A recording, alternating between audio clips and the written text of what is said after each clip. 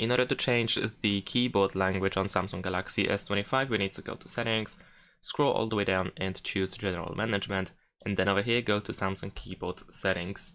Now at the top we can select Languages and Types. If you select your current language, you can change the keyboard layout to something different. You can also go to Manage Input Languages in order to add new language. So for example, let's say I'm gonna choose French. There we go.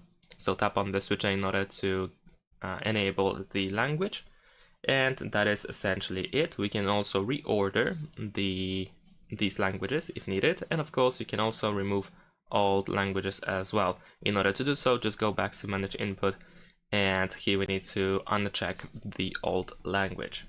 And if you prefer to use multiple languages, and if you want to switch between these languages, so once you open the keyboard, you can switch the language by pressing this globe icon on the left side at the bottom of the keyboard. And as you can see, the current language is being displayed on the spacebar. Thanks for watching, leave a like and subscribe to my channel, and see you in my next videos. Bye!